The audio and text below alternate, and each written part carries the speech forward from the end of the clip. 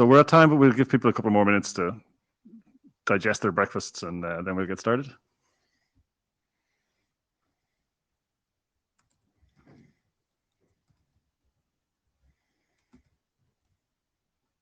Yeah.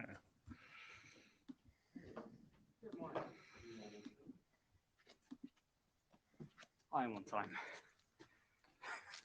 Well done.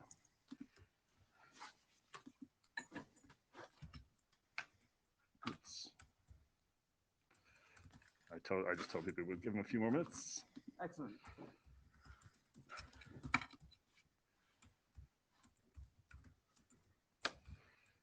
Baz is just about to receive his magic code. Did he upload slides? I didn't see. He did. Excellent. About 5 minutes ago. Nothing like the last minute things.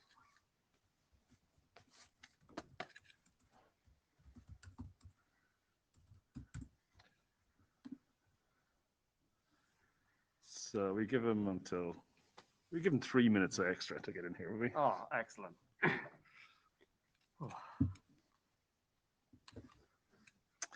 What's funny is I was actually up at 7:30. Oh, so you made it on time. Is that Mike live? Yes, it is. You can see us coming up on the that one.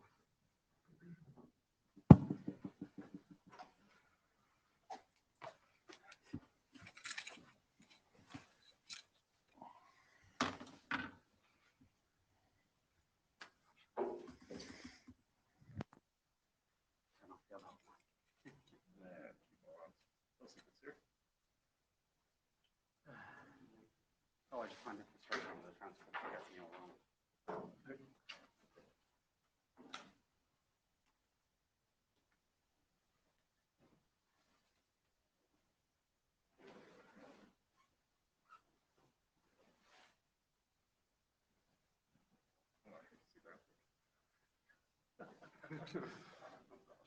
Drag to the folder on top of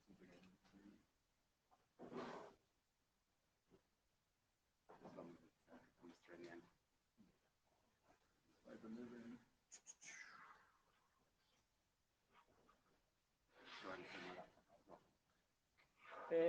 It's probably no harm if you can keep an eye on the chat. Save you clicking.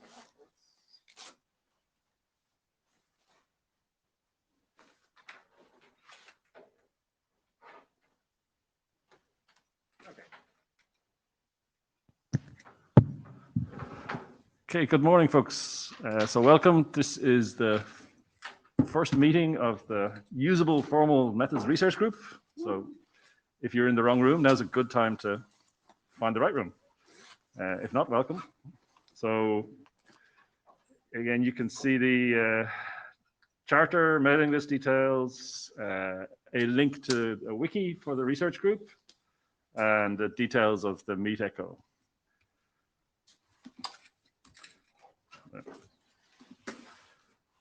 And some boilerplate. The note well, the IETF note well is in place. Essentially, you have to abide by that. I hope at this point in the week you all have seen and heard about that enough times. So I'll just let you, if your eyeballs are good enough, make out the small font there. But we all need to behave and be good. And for this IETF meeting, we have remote folks as usual these days. And if we do like you to, instead of the old blue sheets, if you can scan that code or join the Meet Echo room via one of the links on the mobile client or on the full client. If you're in the Meet Echo room, either remote or present, please do all the muting of microphones and that kind of thing. For people hopefully people will be jumping to the microphone remotely or in the room. So if you're doing that, please join the Meet Echo queue before you go to the microphone. We don't need to be super hyper strict about it, but it's kind of useful, and mostly just to be sure we're being fair to remote attendees. And lastly, at this meeting in the IETF, we have the masking policy. So if you're not wearing a mask, please find one and don it if you can. If that's not possible, then it's probably better to leave the room to adhere to the policies. So everybody seems to be well behaved on mask terms. That's good. And so for presenters, presenters can remove their mask if they wish whilst presenting. Otherwise, please do keep it on. Okay. So here's our agenda. We're at the agenda bash part. Today's agenda is kind of a little bit, because it's the first meeting, there's some introductory material. There's kind of a slight weighting towards the people we knew could do stuff easily and quickly and had done stuff already. So hopefully in future meetings, we'll have more diverse kind of inputs as the work kind of progresses. That would be good. But basically we have that. Jonathan is going to give us a bit of an intro. We have a remote speaker, Baz, who's also in the neighborhood in this country, but not in the building. He is not available till 10:30. It's not clear yet if he'll manage to join the Meet Echo room, but hopefully it'll all work out. If not, we have a backup. Then Chris is going to talk about some current work. So we have some intro from Jonathan, some current work in progress that's ongoing in this space. Then we want to have a kind of open discussion about what people are interested in doing, etc. And hopefully that is most of the interesting part of the agenda. The talks, I think, are more kind of background for this particular meeting. And as I say, if our remote speaker doesn't land, and if needed, Jonathan has a backup, which is great. Okay, so again, welcome. This is the first meeting. We're a proposed IRTF research group, which kind of means that if we behave well and seem to get stuff done, then we turn into a real IRTF research group in a year-ish. I think that's the general kind of modus operandi. If we are totally ineffective or squabble too much, we will probably just disappear, which doesn't seem that likely, but you never know. Again, for a whole bunch of people, you will realize that the IRTF is the Internet Research Task Force, is not the IETF, which is the Internet Engineering Task Force. I'm going to say a little bit more about that. But one good thing is don't say working group by accident too much. And again, we'll kind of prosper or flounder based on people doing work or not doing work and finding things interesting. It's a volunteer kind of thing, so we don't get to force people to do stuff. But also don't be shy about volunteering or saying, I have this thing I think is useful and interesting. I think it's a research group, so IRTF research group charters are quite malleable, and research groups can kind of decide how they want to process things much more flexibly than in the IETF. So don't be shy about suggesting stuff. Also, of course, be tolerant if somebody suggests something that you think is kind of not wise or better described with some swear words or something. So just generally be tolerant. Again, I think there's a lot of people here who have great expertise in this space. Jonathan is one. There's a lot of people who are pretty kind of ignorant of it. I'd be one of those. So we should be tolerant of those kind of differences in background. Sorry, I never said Jonathan. You should say who you are. Hi, I'm Jonathan. I mostly do formal methods, particularly formal analysis, and I'll be talking about that in a few minutes. And I'm Stephen, by the way. It's not Jonathan. So I'm the one who doesn't know about formal methods. So just from the charter, even though it's, again, it's a research group, so the charter is not written in stone particularly. These are the kind of goals that were kind of agreed after we had a kind of side meeting last time and a bunch of discussions around it on the list. Is to provide a kind of forum to bring together people in the IETF or people working in the IETF space and people studying formal methods and applying them to share experience and ideas. Also to try and understand the strengths and limitations of these formal methods in the context of stuff that's interesting in the IETF. And to some extent, if people want to work on saying, here's the thing the IETF could reuse or has used, that's kind of all really good material. We'll say a bit about that. We don't get to tell them what to do though. Educational material is kind of useful, I think. How can you use these kind of formal methods? Training, examples, how to use bits of software. I think all that kind of stuff might be fun. And then experimenting with methods to say, how would this help the IETF get its work done better? So that's the kind of context. But again, I think we don't need to be mega strict about most things. But one thing we probably want to keep a rein on ourselves about is that we don't get to tell the IETF what to do. So one of the things, one of the classical errors for researchers is to turn up at the IETF and say, "You guys are all stupid. You should be doing what I tell you to do because I'm smarter than you," and that doesn't generally work too well. So we shouldn't be trying to tell the IETF what to do. But if people can demonstrate that the use of a certain method produces some better outcomes in some sense, whether that be proofs of security or safety or some other kind of feature, then that's great. And demonstrating is great. And the IETF, if they chose to follow and mimic what has been demonstrated here, that would be a good outcome. So the other thing is we should kind of be aware of, let's say if somebody is working on applying a certain formal method to a particular protocol, if that work is kind of done more in the context of the IETF working group, sometimes that makes more sense. So one of the things, again, to be careful of is we don't want to kind of parachute into some IETF working group and say, I've never spoken to you before, but I've studied your protocol using my formal method, and here's what you should do. If you have done such work, which could be great, maybe it's better kind of thinking about that work as being part of the activity of the IETF working group that also gets discussed here, as opposed to the other way around. So we don't want to kind of parachute in. But other than that, I think our charter should be regarded fairly loosely. What else? There's a wiki, and some people have started populating that. Thanks to those who helped do that. Jonathan, you did a lot. I think Chris Wood did some. I'm not sure who else, but a few people have populated things. And so far, that really just has kind of content about cases where formal methods have already been used and applied to IETF protocols. It's mostly just links. It's pretty unstructured. We might want to think, one of the topics to discuss when we have an open discussion is how to kind of handle this. Does somebody want to help edit it? What should we put on it, etc. So you can have a look at that link there in the next while and see what you think we should do with it. And if you wanted to volunteer to help, that would be super. And when we get to the open discussion bit, these are the kind of topics that we figured would be useful to talk about, but it's up to you guys as well. So if you have other topics, they're more than welcome. So I'll just briefly mention these, just again to kind of hopefully seed some ideas that might come up again in a while after a bit of presenting.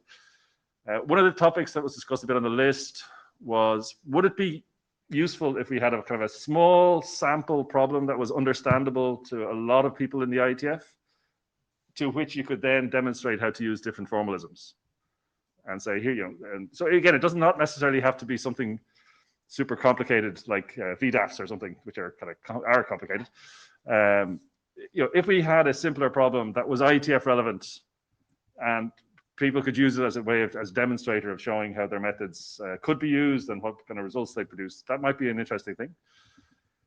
We probably need to scope kind of topics that people are actually working on based on, to a large extent, on who wants to do what.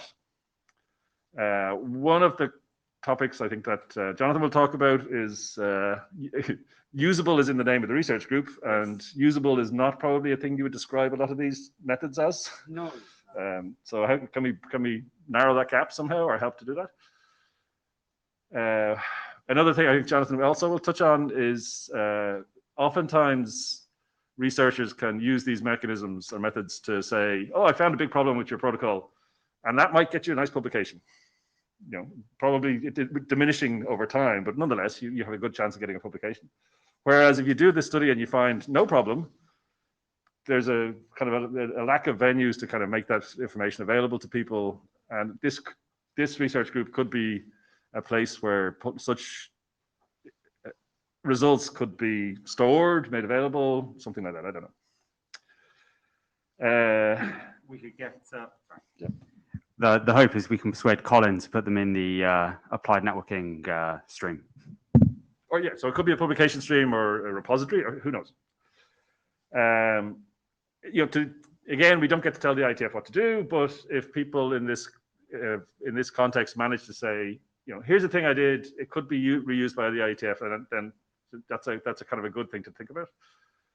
Privacy is not necessarily something that's particularly well supported by a bunch of these models, to my understanding. So can we help there, or at least identify gaps and things, and then the wiki, as I mentioned. So again, this is just to seed your brains with stuff that hopefully you'll go to the microphone and talk about and add to this list later on. And this, I think I'm basically said that. So yeah, again, a lot of, if you look at the wiki and if you look at the work that's been done already in various IETF protocols, a lot of the protocols to which these methods were applied are pretty complicated beasts and not necessarily easily understood. Even the basic protocol is maybe not easily understood by a broad range of IETF people. So, you know, looking for volunteers to work on that would be good. I think that's the last slide from the chair slides. Can you share the slides? I can share the slides. I can drive them from my phone. I can share the slides and give them to you. So again, that's our agenda. So please think about what you want to go to the microphone and talk about later when we get to that point of the agenda. Meanwhile, I shall switch slide decks and Jonathan will give us a fine introduction. It's this one here. Yeah. Oops.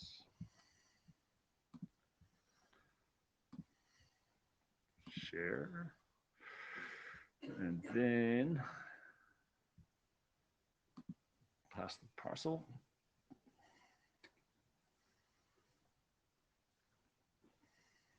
And That. wait. And wait. Okay. No. Yeah, okay. Oh, I can just hit the next. I can hit the next for you. Maybe I just hit the wrong button on this. Oh, perhaps you did. Maybe it's your fault. Yeah. Always possible. Can we try again? So which button am I supposed to hit to accept? Oh, I don't know if you have to hit a button to accept. Oh, You could just try and move the slide forward. Very nice. Excellent. Sorry about that. Hi, as mentioned already, I'm Jonathan. I work at Cloudflare, thus the slide branding. And I'm going to give you a little bit of an introduction of what formal analysis is, which is one of the two types, let's say, of two broad categories of formal methods. Hopefully Bus will be able to join us later and give us more of an introduction into the other side, formal verification. But for now, I'm going to try and concretize for you what we're actually talking about, because a lot of this is super abstract and a bit painful. Okay, so what is formal analysis? It's where we prove that a protocol specification meets its goals. So we want to prove that the protocol, if it says this key is not revealed to the attacker, that key is indeed not revealed to the attacker. We don't say anything about, is the implementation correct? We just say, does the design meet its goals? And this roughly breaks down into two broad categories. You have symbolic and you have computational analysis. And both of those represent a protocol algebraically. And I'll be able to give you a more concrete picture of that in a few moments. But they, from there, differ quite dramatically. So a symbolic analysis assumes that cryptographic primitives are perfect. We don't try and model exactly how RSA works. We don't try and model how elliptic curves work. We just say, here is an asymmetric crypto algorithm. Here is an AEAD. Computational analysis, on the other hand, will try and produce a concrete bound. It will try and say, this provides X bits of security, and if you make this reduction, you lose Y of those bits. And overall, the key end-up difference is a symbolic analysis says, go, no go. Is this protocol secure? Is this protocol not secure? Does this protocol have a deadlock? Does this protocol not have a deadlock? Whereas a computational analysis will give you a fuzzier answer. It'll say, it is secure up to this level of precision. And so computational analysis will give you a more fine-grained answer, but it is harder to apply to bigger protocols. Obviously, if you look in higher resolution, you can fit less on the screen. So I'm going to talk a little bit about symbolic analysis, but no, the equivalent talk could be given for computational analysis. Okay, case study. Are formal methods actually ever used? Yes. So Kramer's et al., this was the team I was working on, we produced a Tamarin model of various drafts of TLS 1.3. And this was a symbolic analysis, as I said, and we made a detailed model that captured very nearly all the modes, all the features of TLS 1.3 in a single massive model. And we were able to do that during the standardization process, while the standardization process was going on, and we were able to find and fix bugs in the design before it went to RFC. And so this sounds like, oh, amazing, problem solved. Why are we all here? The answer is because it was a really painful process. The proof was very large, over 750,000 lines, and it took, just to verify the proof, took several days on a 500 gigabyte, 128 core server, which is a pretty intense amount of hardware to throw at any problem. Sorry, Jonathan, did you want people to jump in with questions as you go, or would you rather keep them till the end? If people want to bring questions, I'm happy. So again, just join the queue and jump to the mic if you do. And actually, on this slide, I'll also note that there were 2 multi-day workshops as part of this whole process as well. Yeah. So. And I mean, there were like, oh wow, I do come better without the mask. There were several teams who did different analyses and found different things at different times. But yeah, so this was, but this is just to say, actually, we did manage to use formal methods in a real world context. Well, in a real world protocol design. And now, as I promised, I'm going to try and concretize this for you. I'm going to give you a very small example protocol.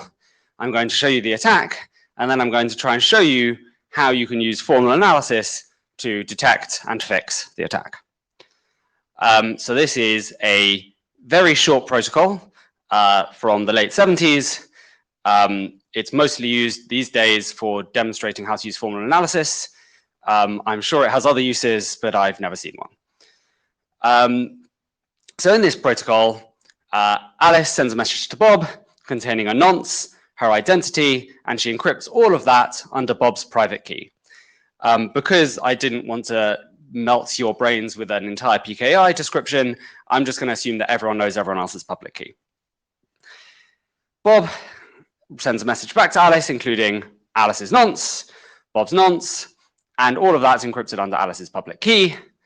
And Alice then replies to Bob saying, here's your nonce back, encrypted under your public key. And at the end of this protocol, the goal is that Alice and Bob both know that they're talking to the right person, and they have 2 shared numbers, NA and NB. Now, obviously, the reason I'm bringing this up is because there's an attack. If ever I was just going to say everything's hunky-dory, this wouldn't be a very interesting slide. So the attack goes something like this. Alice decides to communicate to Ingrid.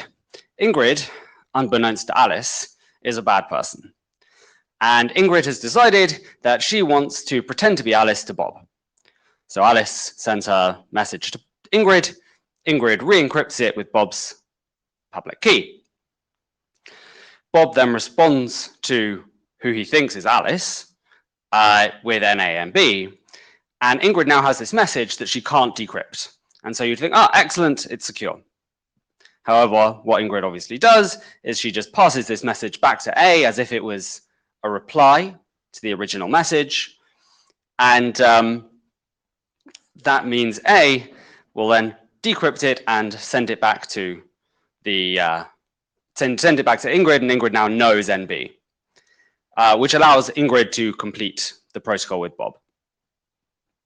And so at the end of this protocol, Alice has successfully run the protocol with Ingrid, and everything from Alice and Ingrid's perspective is correct. That has worked perfectly. Alice is A. Yeah, Alice and Ingrid have successfully run the protocol. However, Bob thinks he's run the protocol with Alice, but indeed Bob has run the protocol with Ingrid, and not only has he not run the protocol with Alice, he does not have a shared secret with Alice, he has a shared secret with Ingrid.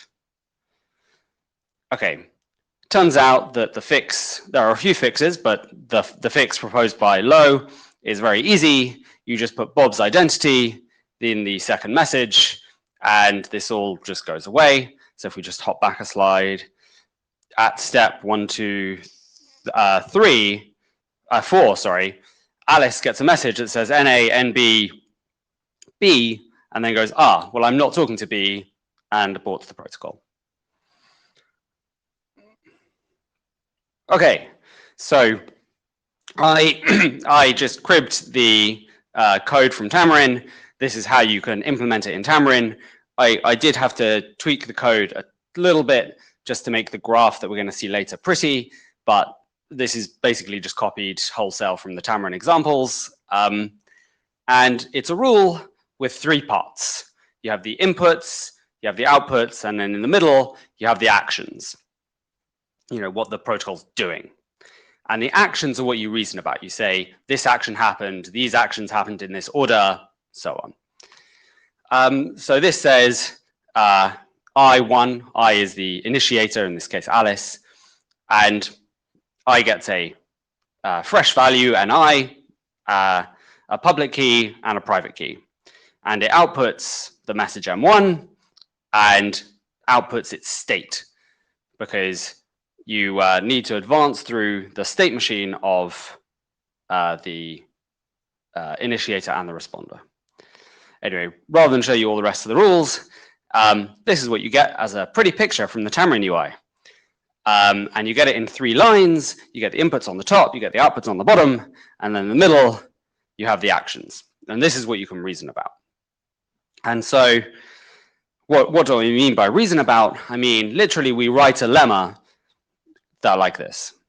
We say, it cannot be that somebody claims to have set up a shared secret, so has completed the protocol and now has a shared secret between Alice and Bob, but the adversary knows it without having performed a long-term key reveal.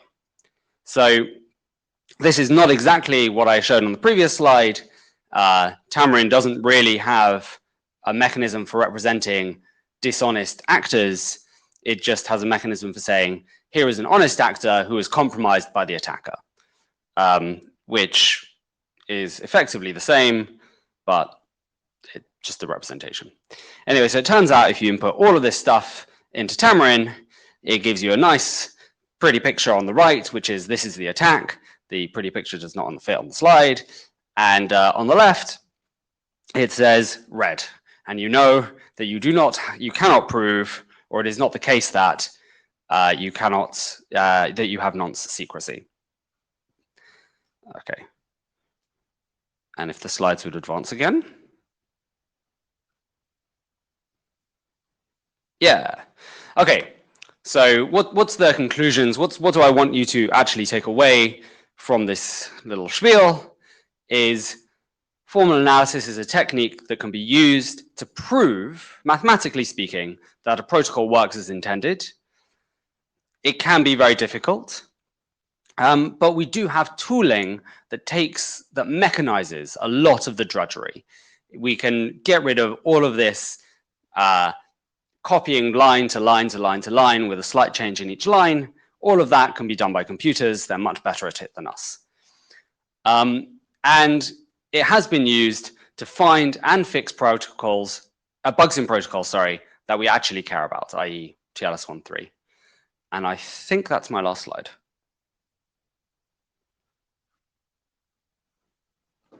Questions? There you go. I have one more slide. Chris.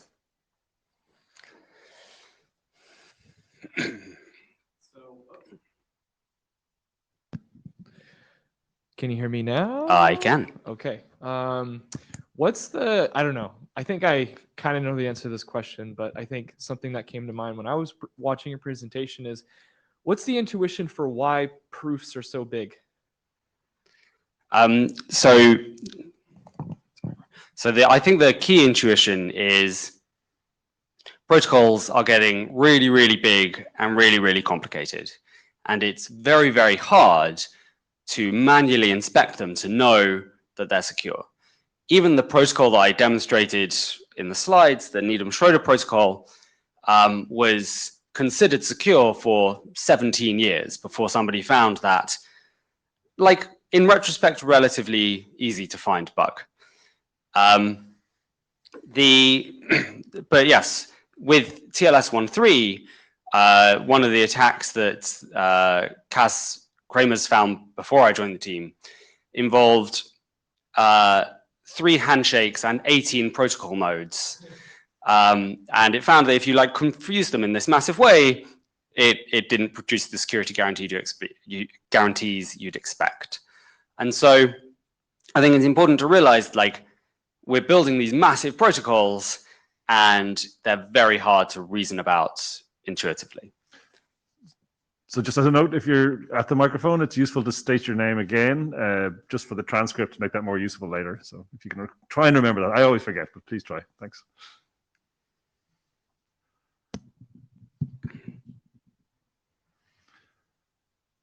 Colin. Hi, Colin Perkins. So I think you kind of half answered my question anyway. I was going to ask what types of problems this was finding with the protocols, or maybe the classes of problems it was capable of finding. It sounds like the answer is sort of complex feature interactions. I mean, it can find all kinds of problems. Initially, this was used to prove things like freedom from deadlocks, or freedom from live lock, and then that has become more and more, you can prove pretty much any security property you care to write down. That's not quite true. Some of them are undecidable, but we're getting quite far along the road to saying, if you care about it, we can probably find a way to reason about it. Okay, and the other question, I guess, I mean, you showed Tamarin code. Yeah. This is presumably one of many tools to do this sort of thing. Yeah, it's one of many. Although I have been recorded in the past as describing Tamarin as user hostile as opposed to user friendly, it is also the best of the tools, in my opinion. Ben does not agree, but oh, and he's coming to the mic. Excellent.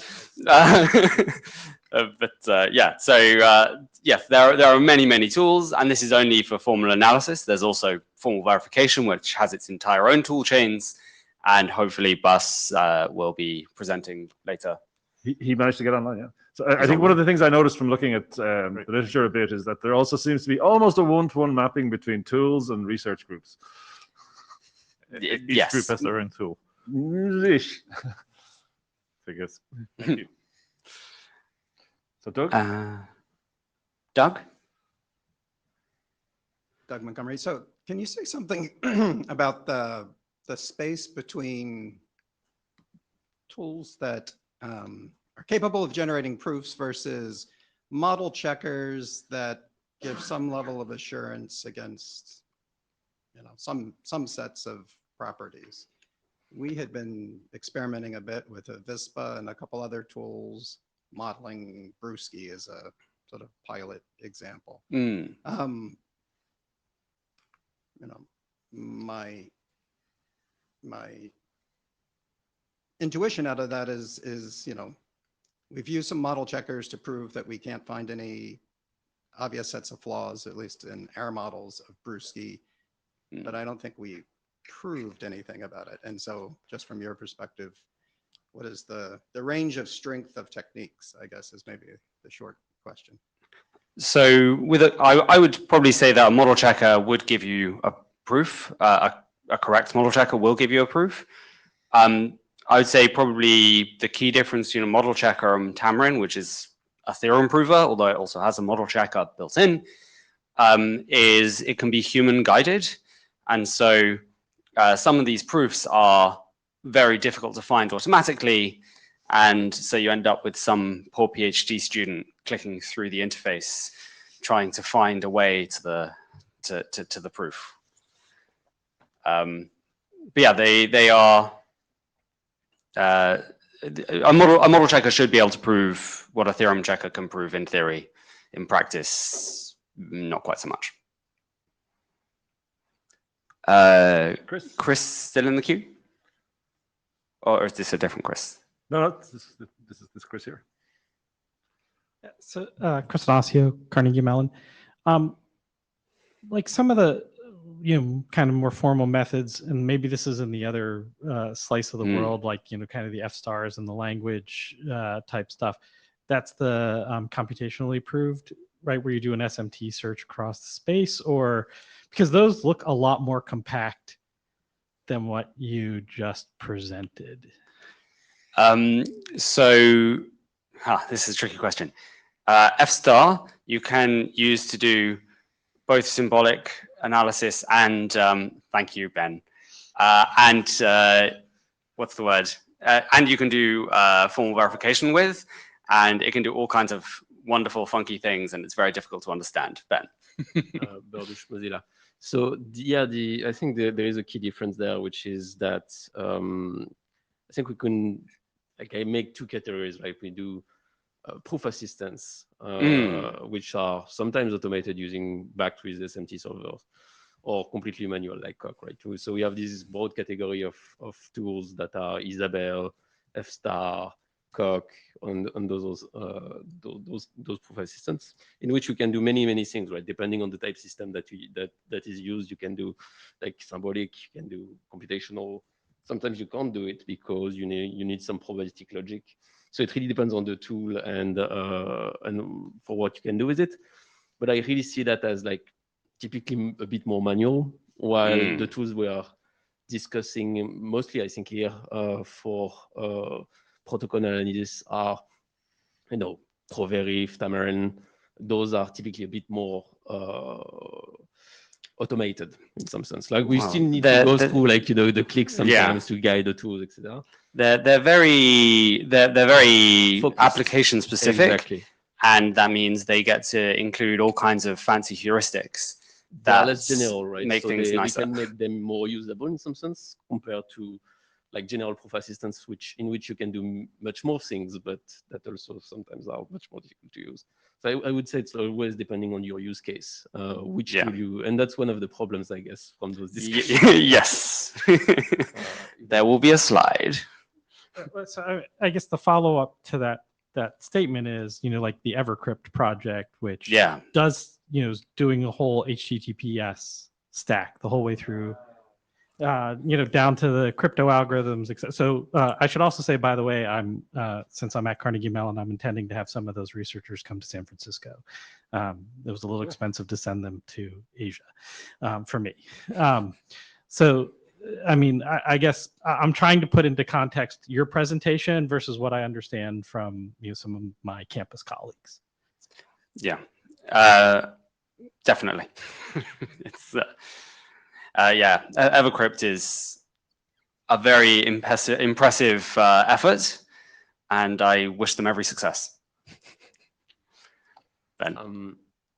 So yeah, to come back to this kind of, so these projects are, right, like multi-year, probably even multi-million-dollar projects where we spend like dozens of people on these projects, right? Yeah, I mean, I think you can measure the complexity of projects by how many PhDs it produces. Yes. Evercrypt has quite a few already, and they're not done. Sorry. Wes. Oh, no, wait, there's still a Chris in the queue. No, Wes. Not anymore. Wes Hardiker, ISI. Can you go back to any of the code slides? I don't care which one. Yeah. Server unreachable. So I can probably try. Wait. No, it's one of you will loading. do it. It's okay. Yeah. Okay, here we go. Thinking about the purpose. So I looked into formal verification. I think I read the proof for Ike at some point in the past and things like that.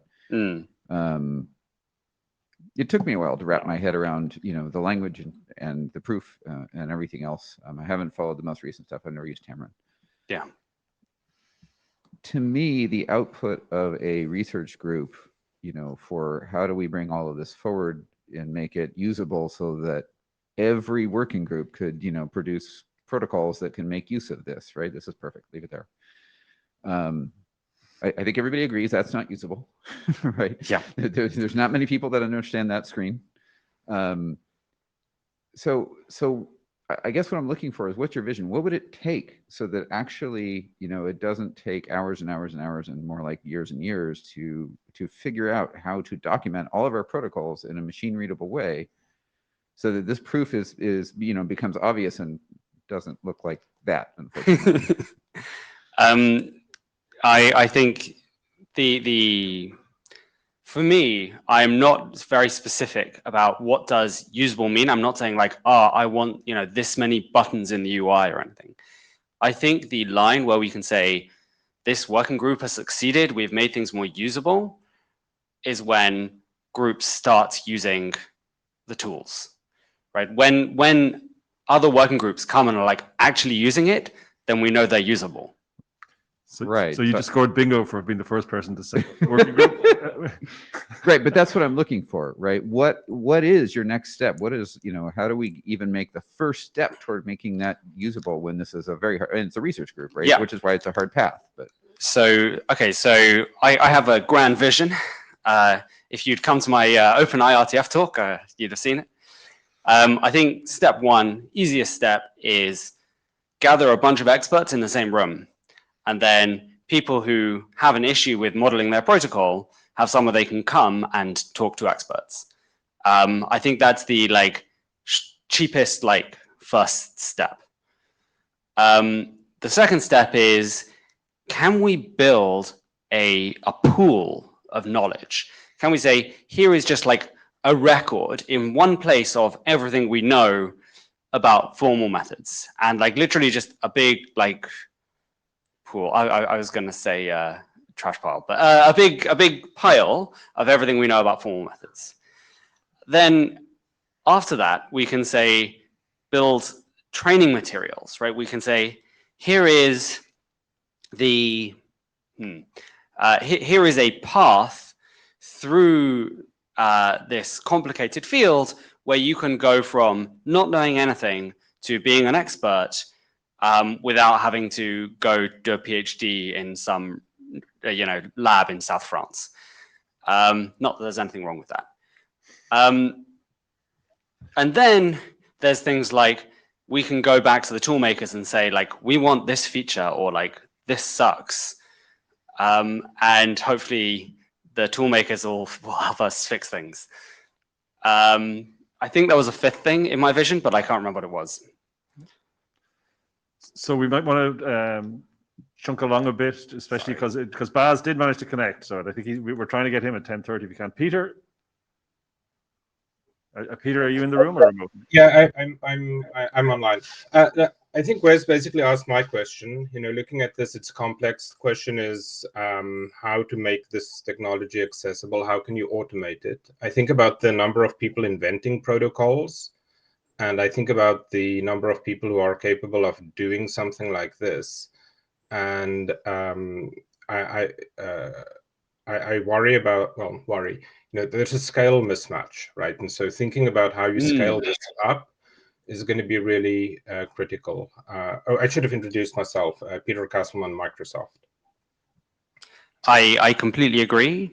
I really think that at the moment, the only reasonable way to become good at this is to go do a PhD with a professor somewhere.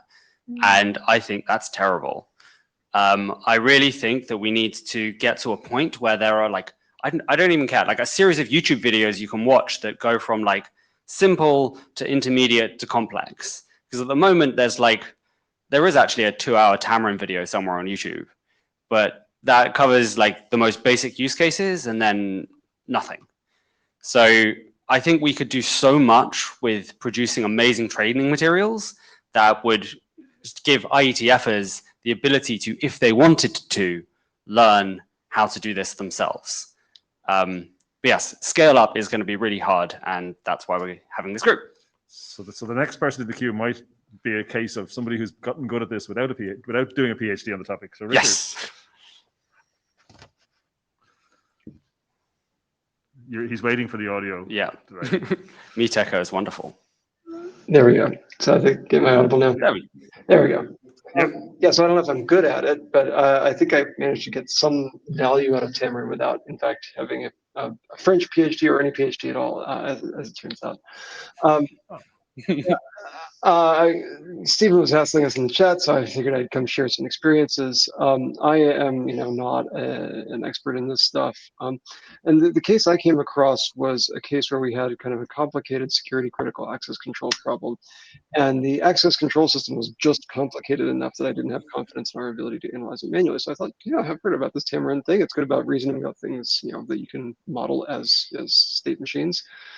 And indeed was able to hack things up, build a model of the representation of the system as it existed, verify that Xamarin found the vulnerabilities we knew existed, then update the model to reflect the mitigations we had in mind, and verify that the vulnerabilities went away. So like that was, I thought, a nice example of non-academic usage for one thing, but also application of this stuff outside of the domain of cryptography, where we didn't have to use all the asymmetric encryption or whatnot that's built in here. It was really just talking about access control lists and things like that.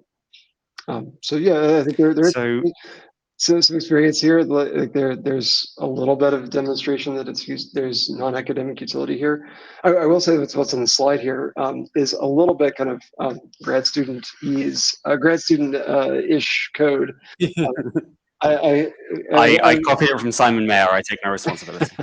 I requested a screenshot. I was going to show a snippet of what mine looked like, which you can write this a little bit more comprehensively. But yeah, I think it's a fair point that like there's ways to take this stuff and make it a little more comprehensible to normal humans. And so I think this is a reasonable thing to do research on.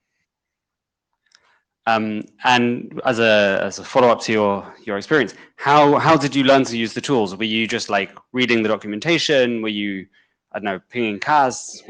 How did you learn? I think to first order, it was just the docs and a bunch of guess and checking. Seeing if I could get the pretty UI to show things that looked plausible. I may have pinged Kaz or Tyla along the way, but I think it was to 80 or 90% level, just the documentation. Very interesting, thank you. Mm-hmm. One person in queue? Yeah.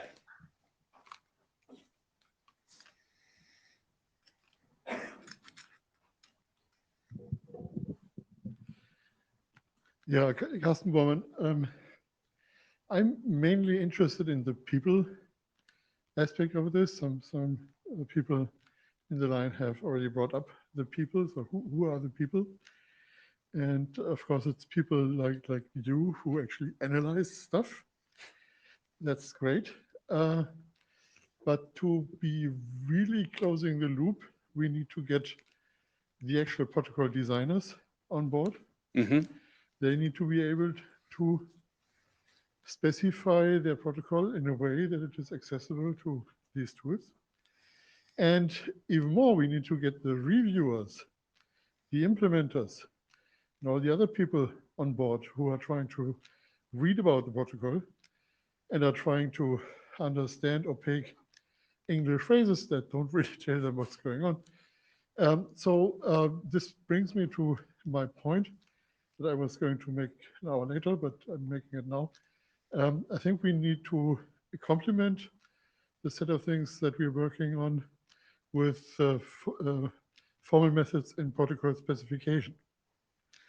So one really important aspect of this is evolution. If you take a point shot, a point photo of a protocol and analyze it, that's great information coming out of that, but the protocol will evolve. And to evolve it, you really have to have all these different groups on board, making sure that the formal specification moves along with the community understanding of what the protocol does. And the formal specification cannot be optimized for analysis. It must be optimized for evolving the protocol. And so we get different levels of user interface here. And I think that well, I've spent a couple of years doing an extremely simple formal language for doing certain things. And our group actually looked at how are people going to use it. And well, people come to me at IETFs about once a day and say, thank you for doing this thing. And of course, that's really great for my ego, but I think it also shows that doing this with a view to what the users actually can handle is a really important way forward to get this into one place. So I totally agree that we're the usable formal methods group, not the formal methods group. Usable formal methods, I think, are hugely important because I can't be the only person who does all the analyses. It's not great fun. But saying that the specification can't be adapted for analysis, I think is actually not the case, right? The TLS-13, at one point, they changed the order of some of the parameters because that was easier to analyze. And I don't think that hurt anybody in the protocol spec land. Why are the protocol parameters in this order rather than that order?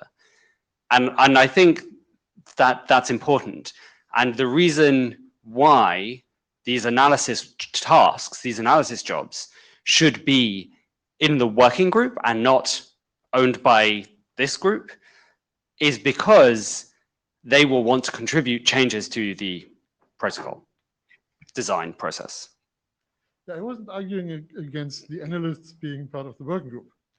I was just saying that there are other people who will not be the analysts. Who also have to read the stuff. Have to be able to understand and work on and evolve these protocol specifications. I have a slide. So, okay, cool. Thanks. So I guess if we move on to the VDAF one, and then we might time it well and get Baz back in. So Chris, let's share the slides. Yeah, can you drive? I can drive. Sometimes I crash, but that's okay.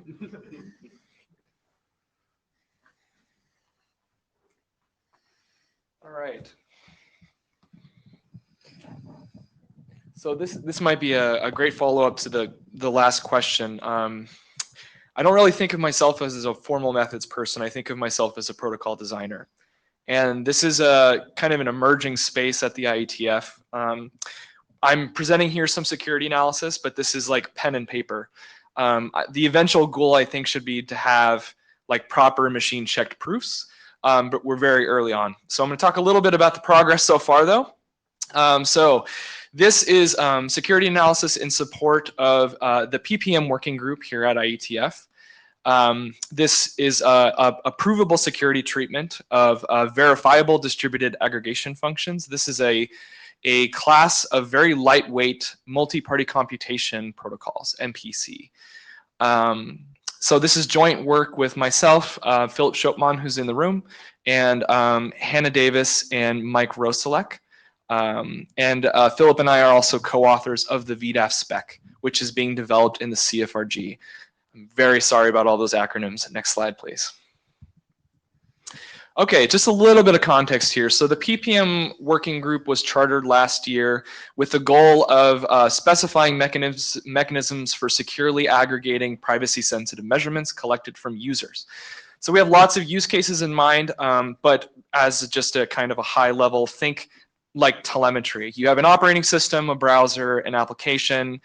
You want to collect performance or maybe threat detection telemetry, and you want to do so without learning more information than you actually need for your application. So there's a link on this deck to the VDAF spec. As I said, this is in the CFRG right now, an active research group document. The way we're using this in PPM is via this protocol specification called the Distributed Aggregation Protocol, which basically spells out how do you execute a VDAF over HTTP. Next slide, please. So I'm just going to give a very, very quick introduction to VDAFs. So our goal here is we have a bunch of users, each with a private measurement, and we want to compute some function of those measurements. And the way we're going to do this in a way that respects privacy is we're going to distribute the computation amongst a small set of what we call aggregation servers. And security is going to require that these servers not collude. I'll get to that in a second. So the way this works, we're using something called arithmetic secret sharing. It's a lot simpler than it sounds. The very basic idea is, like, imagine you have an integer. You split that integer into two parts such that if you only have one part, you can't discern any information about the measurement that you split. But we also have this property that we can add up shares across measurements. So what the clients do, they split their measurement into shares, upload these to the aggregation servers, and then each server can then locally aggregate all of its shares into a share of the result. And it sends that to some entity that we call the collector. And then the collector gets to combine the aggregate shares from the aggregators into the aggregate result. So there is one wrinkle here. Because we're operating on secret shared data, we need some way of doing input validation without leaking the measurements. And this is kind of where the crypto gets fun. And I won't get into the details, but basically this requires some amount of interaction amongst the aggregators. Next slide, please. Yeah, so the notable feature of this VDAFs is this is MPC, but it's very, very lightweight. In fact, we can parallelize the process of aggregation across all measurements. So we can basically do this interactive step amongst the aggregators independently across measurements, which lets us scale quite effectively. The downside, of course, is that we don't get to compute any old function. We're restricted to functions that decompose in a particular way. Specifically, and that you might have some like primitive nonlinear operation that you apply to each measurement. And then all you do is take some linear combination of those measurements to get the aggregate result. So this is not all of MPC. That's something I want to emphasize. This is not general purpose MPC. This is not garbled circuits or anything like that. The goal here is really just like to get a useful subset of things that the PPM working group means. So this is things like mean, standard deviation. You could even do linear regression. You can do things like if you have a bunch of arbitrary strings and you want to compute the heavy hitters, that is the number of strings that occur so many times, you can do that too. Next slide. So I'm going to skip this for the sake of time, but basically DAP is this kind of wrapper protocol for a VDAF that gets you to execute it over HTTP. And this is like where the protocol engineering happens. The design of this thing is very important to security, but it's sort of a higher level consideration than what we looked at in the paper. Next slide. So VDAF has basically two security considerations, the first being privacy. For privacy, our goal is that as long as one aggregation server is honest, no party in the system learns anything about an individual honest client's measurement beyond what we can deduce from the aggregate result.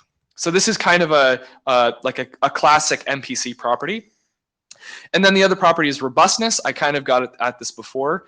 We need to do input validation. So we need, given a set of shares uploaded by a client, we need to make sure that when we combine those shares, we actually get a meaningful value. So we're actually, computing something useful in this system. So for privacy, we have a very strong corruption model. The attacker gets to corrupt everybody, including the collector, the network, all aggregators except at least one honest one.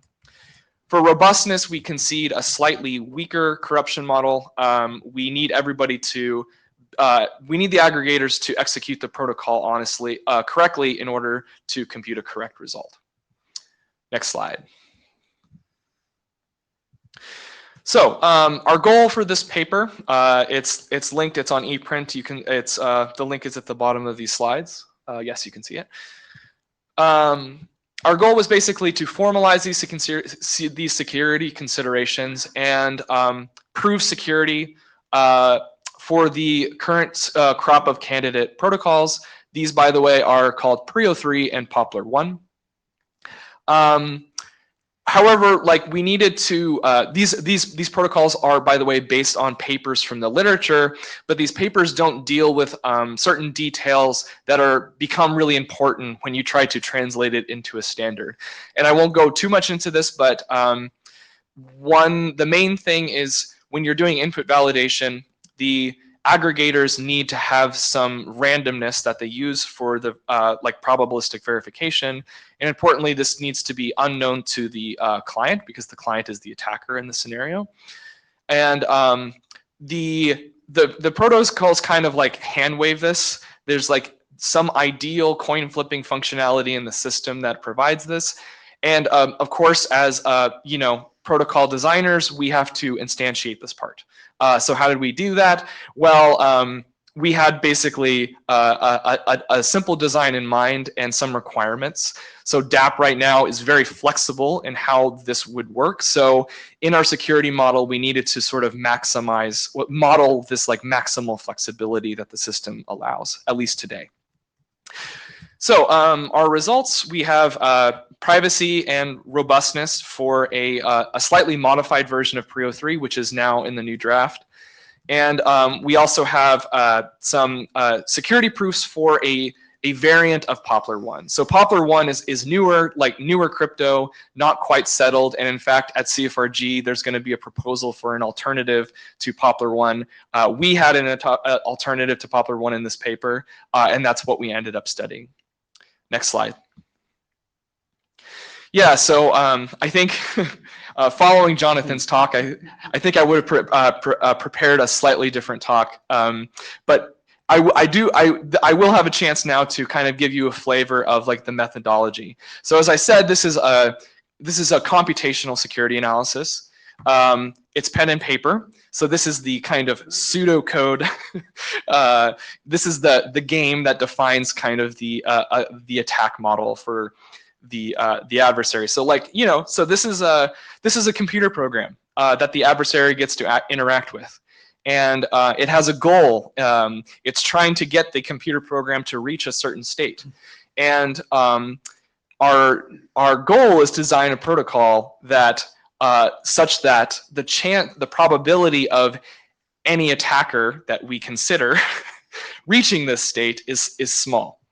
So yeah, concretely, we think of an adversary playing this game, and in this case, we have the attacker is modeling a coalition of corrupt clients who are trying to break the robustness of the system, and they're interacting with the honest aggregators.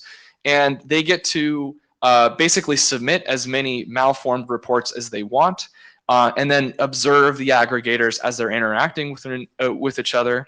And then, yeah, and then the winning condition, well, it's kind of technical in the general case, but the way to think about it is the attacker is trying to get, for some report, get some aggregator to accept an invalid share of that report. And yeah, and basically lead to the collector computing an incorrect value. Next slide. Yeah, so privacy is then captured also by a game. And yeah, there's a lot of detail like on this, like, yeah, I get it. There's a lot going on here. But it's modeling something pretty intuitive, I think, I hope. The game here is played by an attacker that has control of the collector, all but one aggregator, and control of the network. And it's mounting something we call a chosen batch attack. So this is analogous to a chosen plaintext attack for those familiar with formal definitions for symmetric encryption or public key encryption. So what we do is we give the attacker an oracle that is modeling the behavior of an honest aggregator. It provides to this oracle two measurements, M0 and M1. You can see on the first oracle under the game definition there.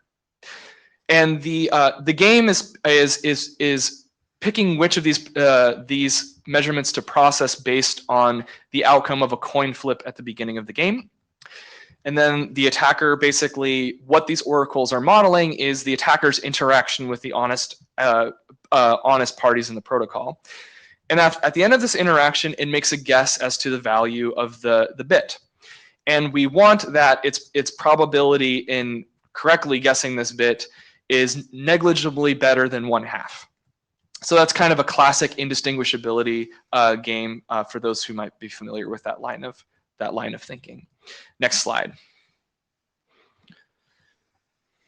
Okay, so the impacts of this work, yeah. So we made some slight modifications to Prio 3. There was also we found some insights about our Poplar 1 variant that also applied to Poplar, and we ended up making some improvements there.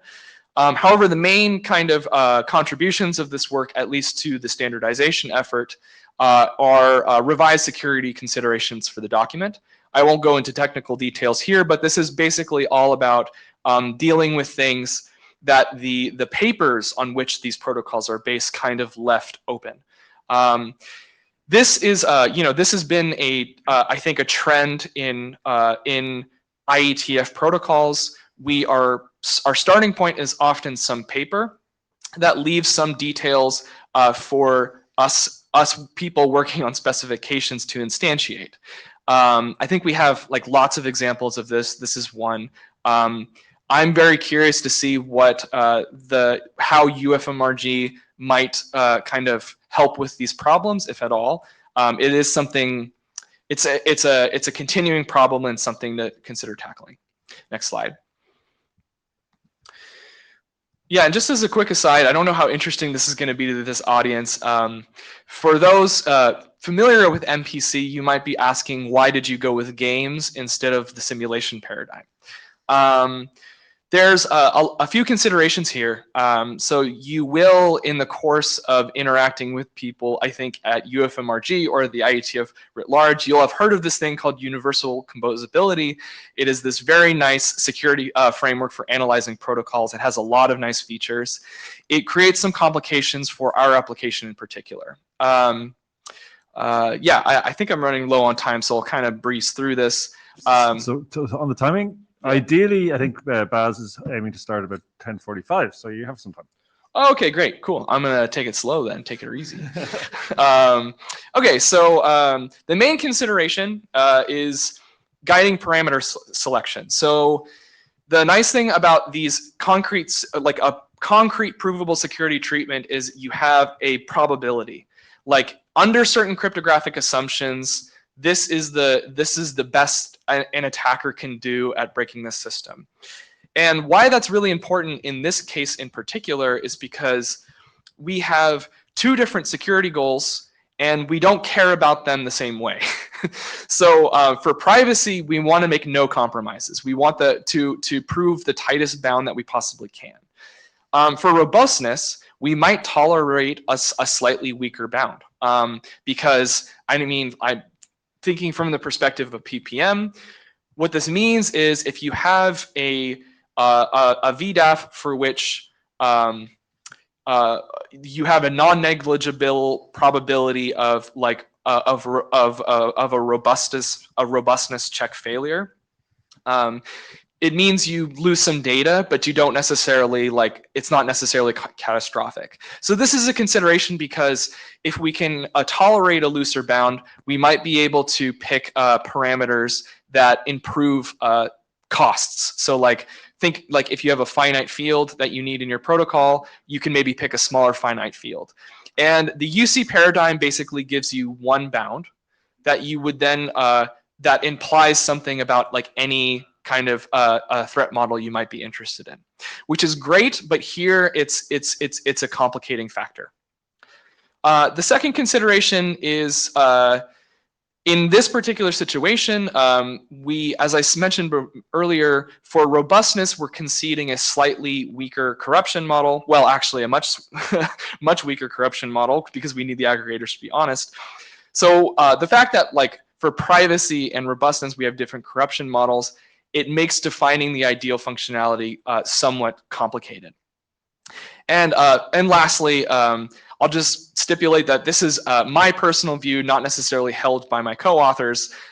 In my experience and from what I've seen, especially in the CFRG, protocols designed in the UC paradigm can sometimes push details to spec authors that are not always fully addressed by the specs. And I think that is a problem, a problem worth taking into consideration when thinking about using the UC framework. Next slide. Yeah, so here's where we are. So PPM was formed last year. We have a pretty mature, like the VDAF spec is like, it's ready for CFRG review. It's like come a long way. But I think I would very much like to see more analysis here. So like I said, this is all pen and paper. I mean, you know, I've written proofs with bugs before. And the review process, like you know, the papers in submission, something to know about that process is that the proofs don't always get checked because it's a lot of work to check pen and paper proofs. It would be great to have a computer check them. So I would like to see machine check proofs for VDAFs. I've talked about this with a few folks. People tell me that this is a big ask. I don't understand why. I would like to have a better grasp of like why, like, yeah, like what is the scope of this problem really? I am not a formal methods person. I am a pen and paper person. I think that distinction is important. Yeah, and I think machine checked proofs is the ideal. Pen and paper proofs is often just the starting point. And then I didn't get to say much about DAP. DAP needs security analysis. I think either symbolic or computational is appropriate. I think symbolic, given that it's a complicated protocol that's still evolving quite rapidly, symbolic is probably a better target. Yeah, I think that's all I want to say. Thanks. Questions? Thanks. So we have a couple of minutes for questions if anybody wants to jump in. So I have one for you and the room, I guess. So when you mentioned kind of pen and paper proofs versus other things, I'm just wondering how many people think they understand what you mean. So how many people in the room, would you put your hand up if you think you understand that distinction, pen and paper versus not? So that's a smattering. So perhaps would it be worth trying to explain that out a little bit more? Yeah. Yeah. Jonathan and Benjamin and other people know how to write proofs that can be checked automatically by a computer. So you're basically trusting a machine to do the verification for you. Pen and paper is it's just, you know, it's LaTeX. and the people that check it are often, I mean, it's a continuing joke, but it really points at a serious problem. It's PhD students who are doing sub reviews for their advisors who are looking at these proofs, and typically not thoroughly checked. It's kind of a, in the crypto community, there's people who are absolutely okay with this, and I think for certain applications, when you're coming up with bounds that are like complicated, and you're trying to get really tight bounds, and you're doing like fancy math tricks to make them as tight as possible, it's basically the only thing you can do. But for simpler things, and you know, Steven says VDAFs are complicated. I like to think that they're simple. In any case, for simpler things, machine checked is the way to go if you can afford it. Wes. Wes Herdiger, ISI. Can you go back to any of the math pages? No, just kidding. But sort of along the same veins as my earlier question, right, is I think regardless of whether you're doing pen and paper or whether you're doing machine-based proofs, the problem is always that it's the human giving the input, and it's the human that can accidentally leave out facts or leave out assumptions. Yeah. Right? Yeah. How do we get around that problem? I recognize that's an impossible question, and I'm sorry. No, I mean, I think there are ways to do this. Basically, every model is wrong, but some are useful, and that's like an old adage. I would like to add on top of that, If you have if you have like just because things change doesn't mean you necessarily have to throw things away. So I think Jonathan experienced that, especially like their group experienced that with the 1.3 development. They were sort of developing this model as the draft was being developed. And it's not like you throw it out, you have to throw it out every time. So you can build. Something I, try to do in my PhD, I don't mean to advertise, go read my thesis, but like tried to build tools that people can use to make sort of you have a starting point, you make some changes, how to reason about those changes. There are ways to address this problem. And it would be interesting to see what UFMRG makes of that problem. Hi, Colin Perkins. Going back to the sort of pen and paper versus machine checked, is the issue that there are conceptual problems that prevent model checkers and proof checkers and so on solving these, or is it just that those tools do not exist yet? That's stopping you making this machine check. Oh, it's actually I think it's kind of a social thing, because I come from a certain tradition. Like I learned from someone like who taught me the craft, and that's how I kind of understand security analysis. I think that's the best explanation. I think if my advisor had been like, you're going to use this tool to do this proof, I would have learned that tool. So in principle, it could be machine checked. It just isn't because of. In principle, I believe it can be. Yeah. Okay. Yeah. Hi, Arnaud Tadei. So I'm absolutely new in this field. So welcome. What I'm going to say is absolutely stupid. So I have a few just naive thoughts. So first, very naive questions. Is there anyone who produced a list of tools, an inventory with some categorization, with some use cases, what they cover somewhere? I mean, back to some of the questions before, maybe that could be a very simple starting point for people to just look and understand what they should pick, or understand what gaps we have. Back to Colin's question. I think that's a great question. Just to kind of scope that though, are you talking more about formal methods or like pen and paper? I think I would point to different resources for each. Sure, but at this stage, both, because I think the pen and paper would call for a gap, maybe, that could be interesting to understand in terms of tools that are missing. So I'm saying this because the other remark I wanted to say is that from a completely different perspective elsewhere, there is the trend on simulation that starts to build up for other reasons and in security. And this led to the other problem of when we started to analyze that, we came to the same issue of the input. And we do not have any standard way to model, to create a model, so to speak. Yeah, I mean, there have been efforts over the years.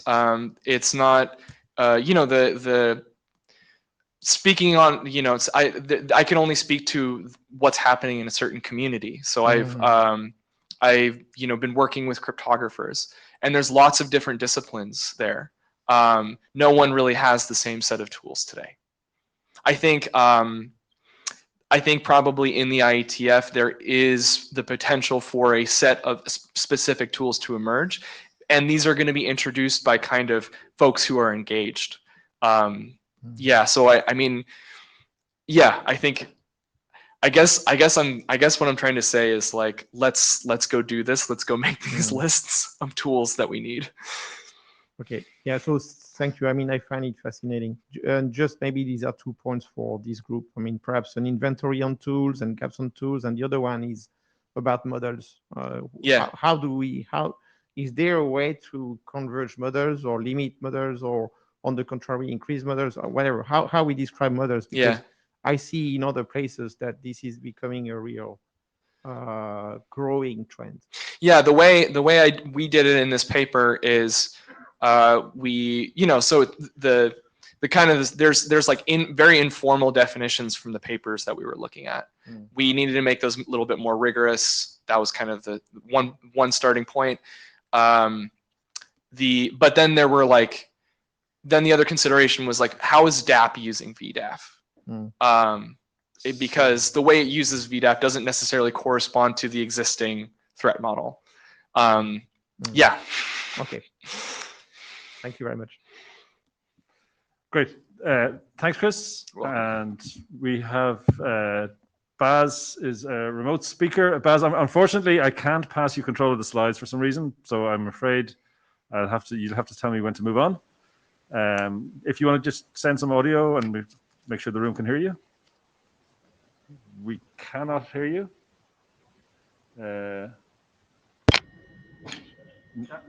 Do it like this then. That's perfect, yes. So apologies again for not being able to pass control, and thanks for joining, and thanks to the people who helped get Baz to join. So off you go, and tell me when to move on. Thank you very much for the presentation. Just to answer the last question, there's a very nice paper, Systemization of Knowledge Computer-Aided Security Proofs, that's on ePrint, which gives such a list of tools. It's it's 3 years old, so by now there are a couple of new tools out, but this is at least a good start. I was asked to give thank you very much for the invitation to speak. I'm at Real World Crypto, so I found a somewhat quiet place, but there still might be some noise in the background. So I'd like to present to you an overview of some of the work we're doing with these computer-aided tools, and I'm all in favor of the call to action that we heard from the last talk to actually verify these proofs in the implementation. I'll give some tools of how this could be done. So this paper that I'm going to present two papers. One is this foundational end-to-end verification of high-speed cryptography that's on ePrint. And I'll also give a quick rehash of the talk we just did at Real World Crypto, where we gave an overview of the HexPeg library and a new library we just released called libcrux. Next slide, please. So this is work we've done together with a number of people that you can find on the slide. So it's a presentation of, you can find a full slide deck at the Real World Crypto website. So this is HexPeg stands for High Assurance Cryptography Specification Language. Next slide, please.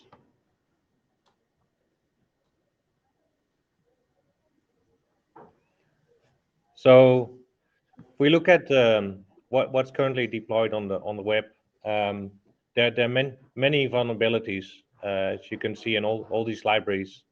And the question really is, can we do better? Next slide, please. And the answer is yes, we can. There are many very good libraries that have been completely verified. So we have libraries that present libraries in C, in Java, in assembly, and they're all verified in different in different tools. So there's some verified in the EasyCrypt tool, some in the FStar tool, some in COC, and so you can see some presentation, some examples here. I'm sorry, I'm giving a talk online. So is it okay? You can see a number of these libraries here, from the Fiat library, from VIL, and what we've done with these tools to actually bring them together. Could you go to the next slide, please? So the good news is for any modern cryptographic algorithm, there's probably a verified implementation. But the specifications are written in unfamiliar languages. And what we present here is a tool to actually solve this issue. Next slide, please. So here's the way it's currently done. So we start from the standard, and this is, for example, the standards that are discussed at the IETF at the moment. Then we go to a formal specification. Then we verify this against an implementation. Next slide, please. So you all know what these standard looks like. You've studied many more of those than I have. So this is a combination of English and pseudocode and a number of published test vectors. Next slide, please. Here's what a formal specification would look like, and as you can see, it looks a lot like what you've seen before in the ASCII, but it's at the moment that still requires a bit of training to learn all these different specification languages. So here you see two tools. One is called EasyCrypt, and the other one is called FStar, which are very good tools in our area. But it requires a bit of practice to learn those, especially for people that are not used to those. Next slide, please. And then what we do in the implementation, we take such a specification of a reference implementation in the FStar tool and then translate it to C code in a verified way. And so what you end up with is portable C code. But there's still a gap, as you can see, going from the standard to the actual verified implementation. Next slide, please. Here you can see the same thing in a tool called Jasmine. I will introduce it later on. Jasmine is a high-level assembly, and this will go to very much optimized assembly. So this is actually done in a verified way. Next slide, please. So as I explained, for every modern cryptographic algorithm, there's already to a high probability a verified implementation, and you can use it today. You don't need to sacrifice performance. It's actually faster than some of the practical algorithms that are out there. You will have mechanized proofs, and they're published. You can run them and rerun them yourself. And mostly you don't actually need to read or understand the proofs, because that's what we have the machine for. The machine will recheck all the proofs for you. Next slide, please. But so this is not so easy to use. So you will need to, especially if you're only used to writing standards and you're not an expert in writing these proofs, then reviewing and extending all these implementations can be quite hard. Also, if you want to, for example, one example is hashing to curve. So the hashing algorithm would be, you would have SHA-3 verified in one tool, and then you would have the curve implementation verified in another tool. And then we need to check that they actually fit together. So you need to carefully audit all these formal specifications, and they're written in tool-specific languages. So it takes a bit of experience to actually get to put all these things together in a very safe way. And the other thing is that they will typically produce C code, which is not the safest. So you would actually like to have this in a memory-safe language like Rust. Next slide, please. So this is why the hexpack language was developed. The design goals, it should be easy to use for cryptographers. It should be a familiar language and tools. There should be small specs like pseudocode. It's strongly typed to avoid errors in the specification. It's executable, so it's easy for debugging. You can directly test it against the published test vectors. And we want to have a translation in the formal languages so that we can actually do the proofs, like the game hopping proofs that were discussed in the last talk. Next slide, please. So how was this language designed? So as you know, I mean, many cryptographic engineers, they have experience writing Rust code. So hexspec is a safe subset of the Rust language without external side effects. There are no mutable borrows. All values are copyable, and we can use the whole Rust tools and development environment. And there's a language of common abstraction. So there's a well-defined library to actually make this easy to use. You can find more of this this website. Next slide, please.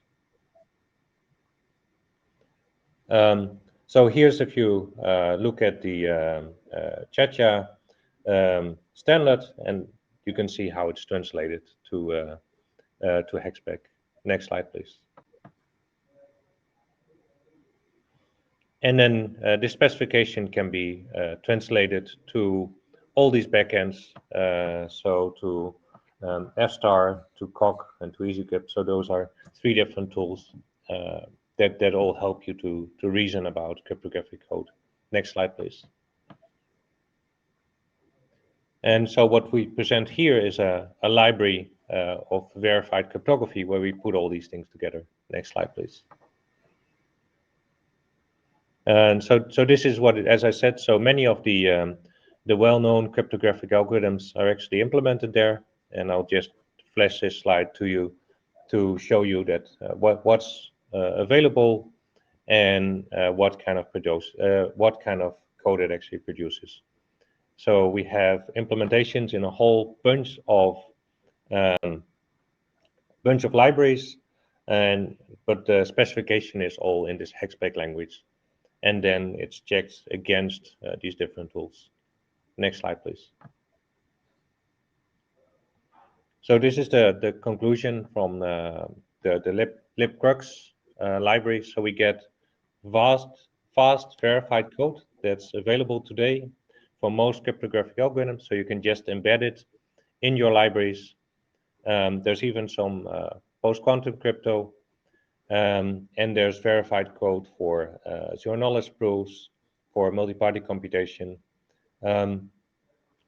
Most code is C or Intel, but it's all nicely packaged within Rust. Hexspec can be used as a common specification language for multiple libraries, so it's a very good way of sharing specification across different provers. As currently the language is being extended to have all kinds of nice Rust features like generics and traits, and you can try it yourself again at this link. The libcrux library actually is just something you can use even if you don't know all these tools. It's just a Rust library you can safely use because it has safe Rust packaging. Next slide, please. So here I want to give one example of the use of hexspec, and what we did was to take the AES. We built a general framework, and then we tested it on the AES primitive. So as you can see, we started from the standard as I presented before. Then we went in an unverified way to a hexspec specification. And then we proved the whole thing to be both. So we have a specification, we have a highly optimized implementation, and we proved them to be functionally correct. So it adheres to the specification. And moreover, we proved that this primitive is actually cryptographically secure. And what I'll do for the rest of the talk is actually explain this diagram to you. Next slide, please. So as you saw, the big green and also the yellow part, it's about COC. So COC as a proof assistant, it's just a tool that helps you to write whatever kind of mathematics you want. It's foundational, so all proofs are actually reduced to the axioms of mathematics. It has an embedded OCaml-like functional programming language in the tool, so you can actually run programs in there. It has the biggest library of formal proofs. It contains a huge amount of mathematics, and it's the standard for programming language verification. So if you now propose a new language or reasoning about programming languages, like the new specification of WebAssembly, for example, that has been verified in the COC proof assistant. So this is really, if you're doing programming language research, this is the state of the art. And so reasoning about programming languages, it's usually very messy induction proofs, and no one, as we just heard, no one really wants to verify those. So it's much better to verify those with a machine, and that's a state of the art in research now. Next slide, please. So that's the COC part. So what I just explained to you was the green and yellow part. The yellow part is a refinement of the green part. Next slide, please. So I mentioned Jasmine before. So what problem does it solve? C compilers have bugs. They're verified C compilers in the COC proof assistant that has been done quite a long time ago already, and they're as fast as optimization level 1. So they're very good. Not fast enough for cryptographic algorithms, but still very good. But they cannot be trusted to preserve constant time. So Jasmine was developed as an answer to this. It is a structured control flow with assembly instructions. It's been motivated by the Rust programming language. It has a COC verified compiler that produces efficient x86 and ARM code, and the compiler does not, a COC verified proof that the compiler does not introduce timing side channels. There's much more information on this website. Next slide, please. Now, what we've done is we have a small imperative language, which is a bit like Rust or, well, any simple imperative language you see. And this is just embedded in the COC proof assistant. So we'll use this as our intermediate between Hexspec and Jasmine. So we connected the functional interpretation. So this Hexspec language was designed in such a way that it doesn't have side effects. So you can translate it to any functional language you want in a very direct way. So we did that for COC. It has also been done for EasyCrypt, for FStar, and Lean is in progress. It could also be translated to a CAML, for instance. So what we did was to take the specification in Hexspec and translate it to both to the functional one and to the imperative one. And then we have automated proofs that are actually equivalent. Next slide, please.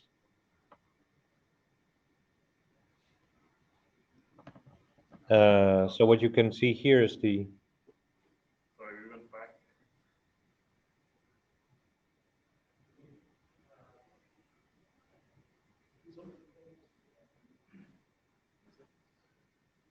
Yeah, I think it's here.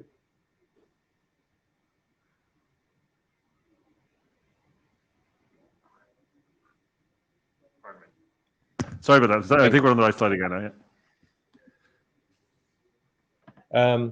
So then what we just showed was that we have functional correctness. We know that the highly optimized Jasmine implementations actually satisfy the specification that was written in Hexspec.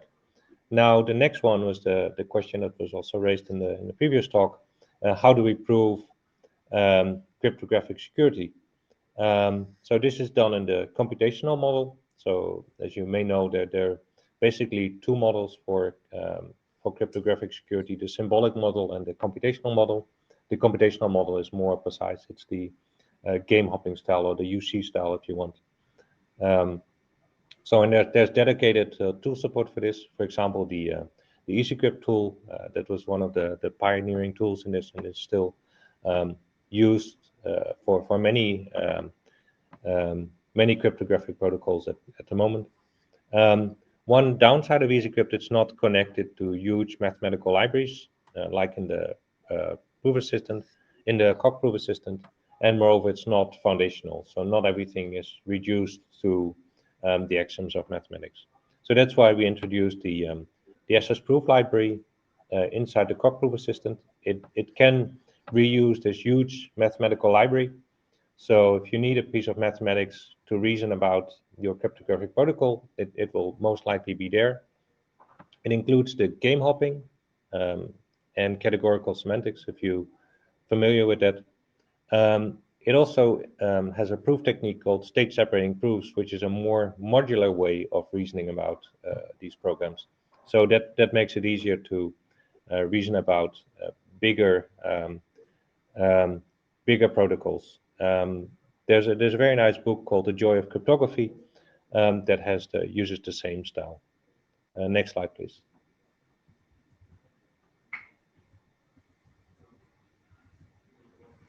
And then we did a case study where we started from an optimized implementation of AES, and then we proved that it's actually cryptographically secure.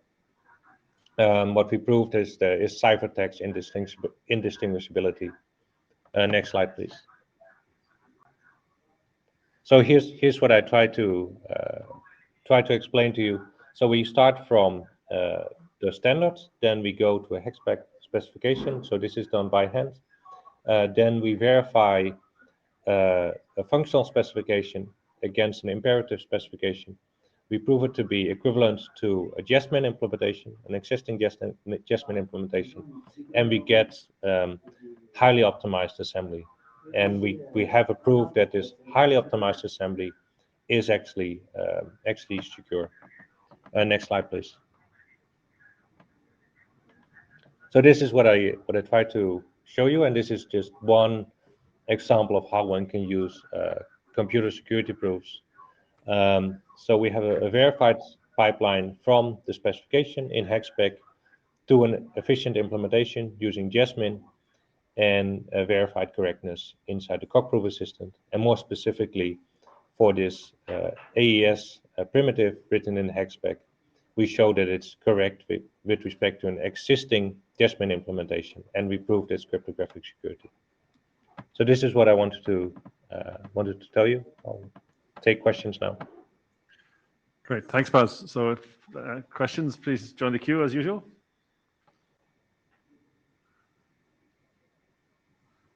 Chris. Just thank you for continuing with HackSpec. First of all, a couple questions. One, do you have support for generics of any form in HackSpec?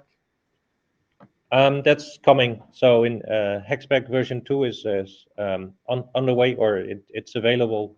It's work in progress, and generics will be added. Okay.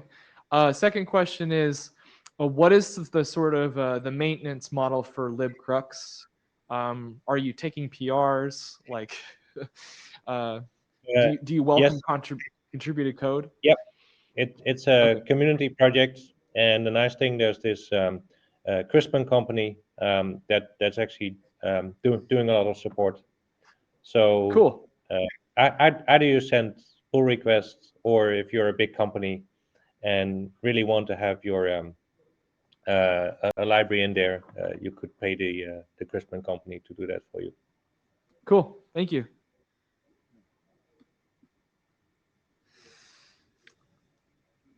Any other questions or comments?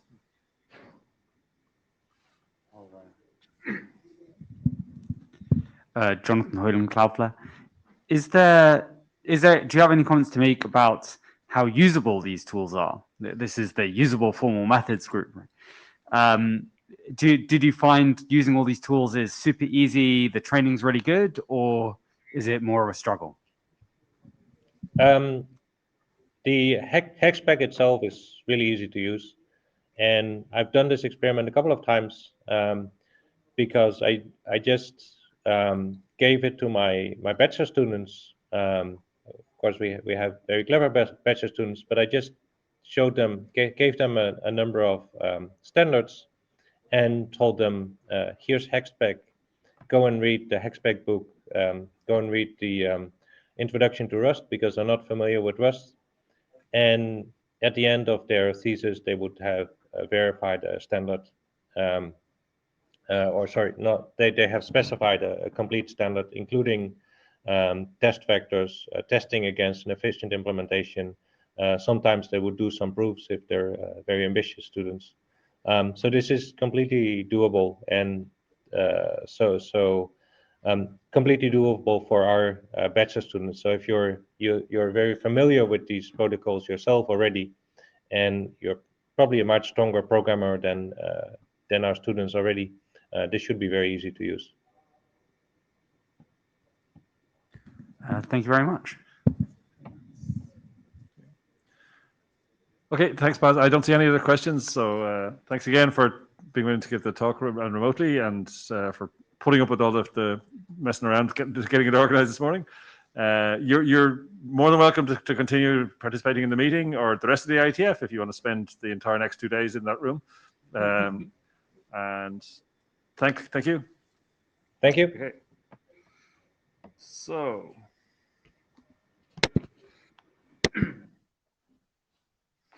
Stop sharing, back to the share slides. Yeah. So we have less time than we thought we would have for open discussion, but nonetheless, we're at that point of the agenda. Where is it? There you go. Okay, so I guess what I'm most interested in figuring out from this is what people want to do. Who wants to volunteer for what? How should we operate? Have you any thoughts on these particular points here, or what's missing? So please, if you think this is an interesting thing and you'd like to do stuff, join the queue and tell us what we should be doing. If you want to join the queue, Ben. Ben? Yeah, join the queue. Sorry. Yeah, okay. I guess you get off because you were taking notes, so it's okay. Thank you. So yeah, I think that our first concern, the two things. One thing that keeps coming back is about, identifying tools, documenting tools, having some kind of base resources list for, what can be done, what tool typically does that, and, so that people have a specific problem, they are looking at verifying verifying the properties of a protocol. Here are like 3 tools that allow you to do that. Look at those. The other thing I think we should do is to try collecting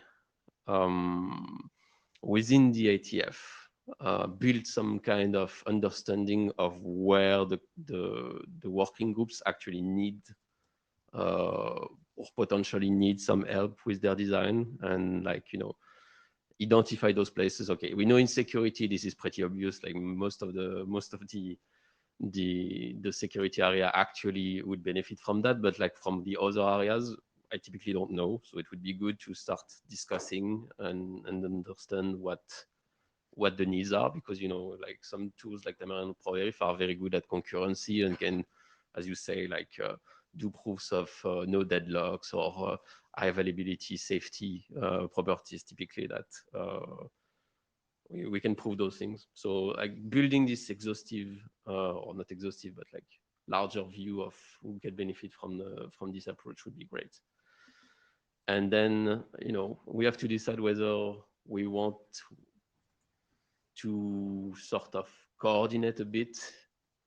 Yeah, like even though we don't want to do the work here, I think it's still valuable to build the Hydra thing, where we start from here looking into many places and helping many working groups, because we have like most of the authors of those tools will be here. So in some sense, I agree that we should not, centralize the work here, but we should probably still, have active discussion here with the different working groups, if that makes sense. Sure.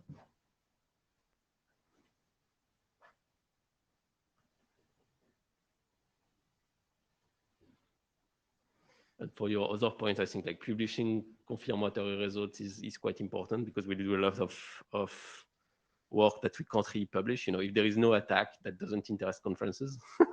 So that's a real problem, I think. I don't know we can do that, but I mean, it's easy to do. Like the recognition of it, though, will be very limited in the sense that, I can do that on a GitHub page. So here we'll probably need some to educate people in, the fact that we are, like this is solid work, right? And like people are doing some solid work, and we are promoting the publication of negative results. Yeah, I mean, Colin has access to ACM stream publications, so as long as we can just yeah, I mean that's I guess that's not too much of a problem. Okay. Okay. Yeah. Michael, that is too small. So Colin Perkins. So just quickly on that last point, the IETF does run the Applied Networking Research Workshop in conjunction with ACM SIGCOMM. We have typically run that in the past as a workshop with open submissions. If there is rigorous work where it is useful to run a publication stream as part of that workshop, then that is certainly something we can discuss doing. Yeah. And we have at least some control over how that works.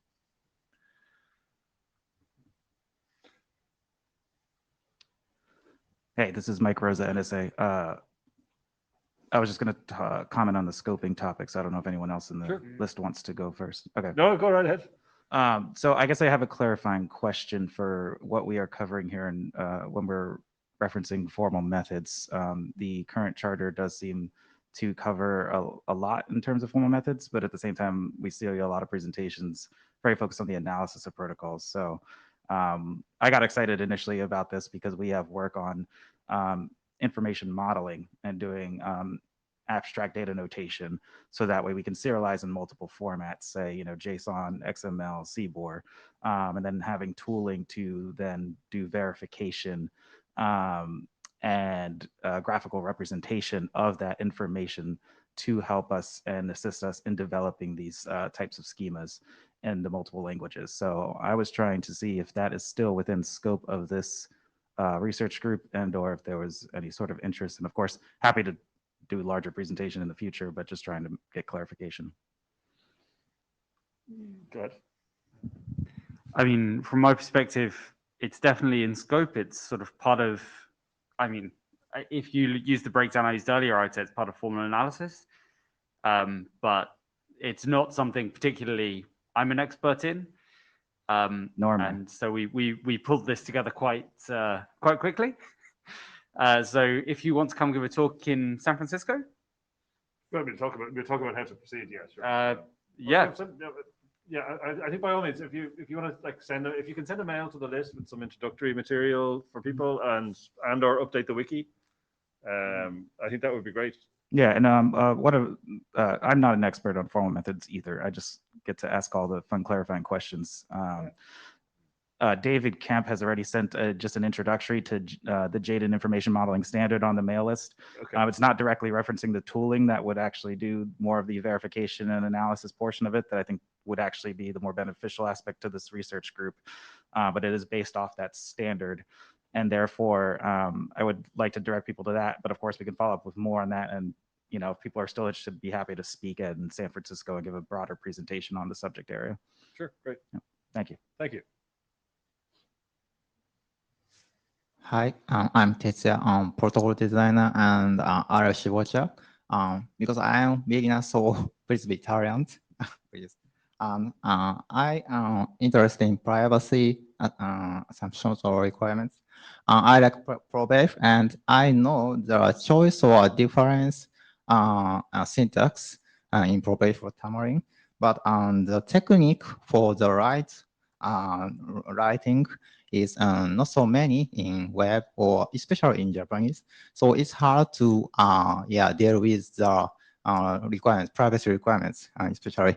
And my professor taught me at the CCS 2022 last year, I searched for the paper that implements the diff or a choice syntax correctly. So it's the technique and know-how for my research. Yeah, it's very contributable to my paper. So yeah, this the important thing is that to accumulate the technique, especially for concrete protocol, and how to define the security requirements and yeah, formalize. Maybe it's important for next or later generation, I think. Thank you. Thank you. So just in the interest of time, I just closed the queue. So I guess we've got about 5 minutes. So one thing I was going to propose is a lot of protocols we analyze today are made up of sub-protocols or sub-tools that we use. Would people be interested in collating on the wiki sort of, things like Tamarin implementations of HPKE or, ProVerif implementations of whatever, such that if somebody wants to start a modeling effort, they don't have to start by implementing all of the base blocks and then build all the way up to the top. Would that be something people find useful? So just to comment on that, I mean, so like Isabel Hall, that suite has a pretty good library of how they kind of structure that. And so if we do that, would part of that be pointing off into the I would say primary sources, if that. Yeah, put it on the wiki. Colin?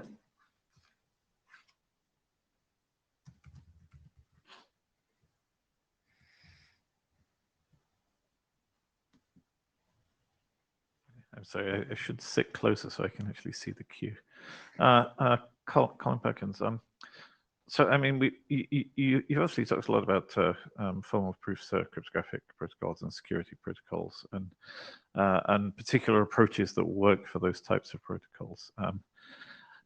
I would, I think, encourage people who are exploring different types of protocols and perhaps different approaches to formalisms to come to the group. I know we have some.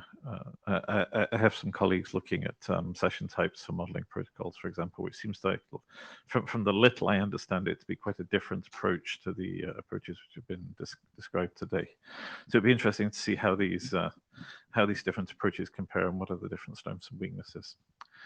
And I think it would also be interesting to look at what sort of thing we can embed into the protocol specifications to automatically be able to extract the models rather than having to manually go through the specifications and then derive a model.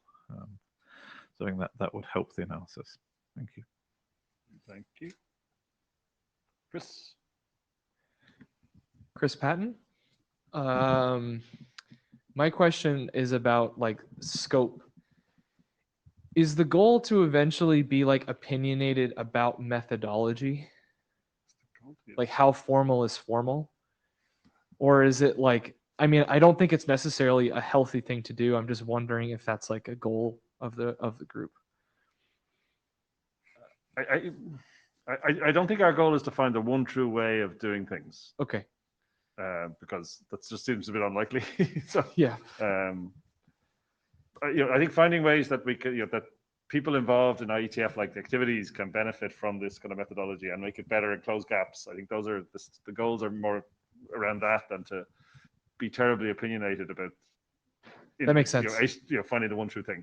But I've no doubt we will come across opinionated people along the way. One would hope. Yeah.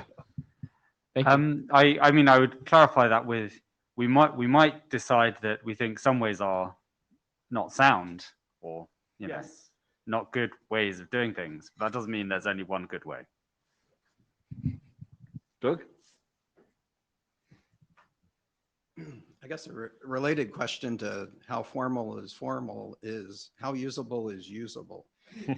So if our goal is to sort of expand the base of formal method experts who could provide some form of input back into a design process, that's a good thing.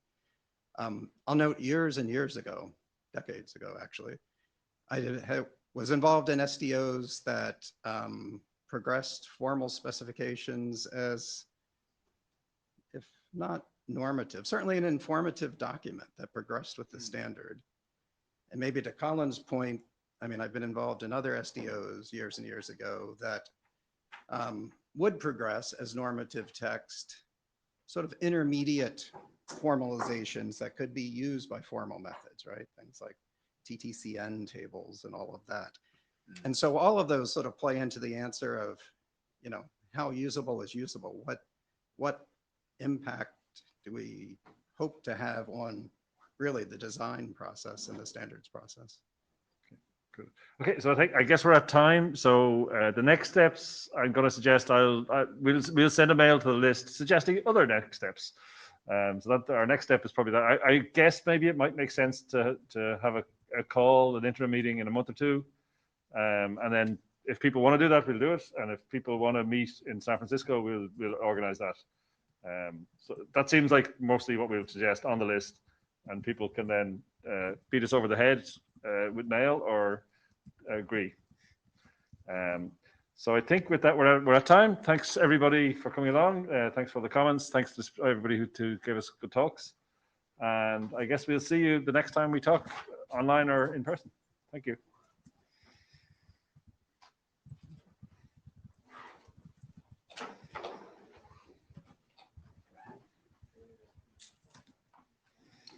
Okay.